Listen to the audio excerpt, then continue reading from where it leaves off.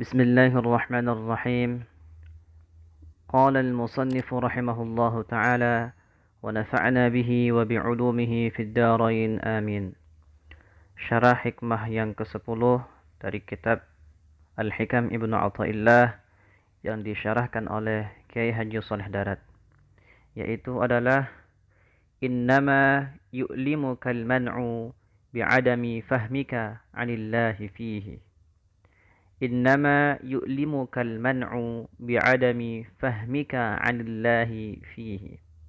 Sesungguhnya yang menjadikanmu bersusah hati karena tidak adanya pemberian, itu karena engkau tidak memahami pemberian Allah kepadamu yang sebenarnya. Sesungguhnya yang menjadikanmu bersusah hati karena tidak adanya pemberian, itu karena engkau tidak memahami pemberian Allah kepadamu yang sebenarnya. Syekh Ibnu Athaillah berkata, innama yu'limukal man'u bi'adami fahmika 'anillahi fihi. Sesungguhnya yang menjadikanmu bersusah hati karena tidak adanya pemberian, itu karena engkau tidak memahami pemberian Allah. Di sini dijelaskan bahwa ketika engkau meminta suatu perkara dunia, lalu Allah tidak mengabulkannya, hatimu menjadi susah. Itu disebabkan karena engkau tidak memahami kehendak Allah. Jika engkau paham, engkau akan bahagia. Tenangkan dirimu saat permintaanmu tidak dikabulkan. Saat permintaanmu tidak dikabulkan, pahamilah bahwa sesungguhnya Allah menghendaki agar engkau merendahkan atau mendekatkan diri kepada Allah dan selalu menyandarkan hatimu kepada Allah. Jika sudah begitu, engkau akan menjadi kekasih Allah. Karena sesungguhnya ketika Allah mengasihi atau mencintai hambanya, niscaya Allah akan menghalangi dunia darinya dan menjauhkannya dari dunia. Sebagai perumpamaan, apakah kamu tidak mengetahui bahwa seorang ayah yang sangat mencintai dan mengasihi putranya, niscaya akan membawa putranya pada tukang bekam agar badannya menjadi sembuh. Apakah engkau tidak mengetahui bahwa seorang ibu yang menyayangi anaknya pasti akan mencegah anaknya dari mengkonsumsi makanan yang berbahaya bagi kesehatan anaknya? Apakah engkau tidak mengetahui bahwa tabib yang mengobatimu, yang berbelas kasih terhadapmu, pasti akan mencegahmu dari mengkonsumsi makanan yang tidak patut engkau makan karena penyakitmu tadi? Padahal belas kasih Allah terhadap hambanya itu melebihi belas kasih seorang ayah ataupun ibu terhadap putra-putrinya. Rasulullah Shallallahu Alaihi Wasallam pernah menyaksikan seorang perempuan yang sedang menggendong anaknya.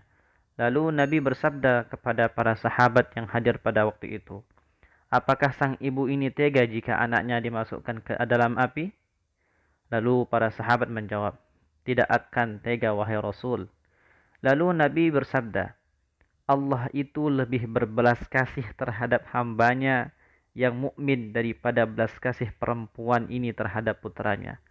Akan tetapi Allah memberimu rasa perih dan sakit karena Allah menaruh fadl dan kenikmatannya di dalam rasa pedih dan sakit tersebut. Sekali lagi,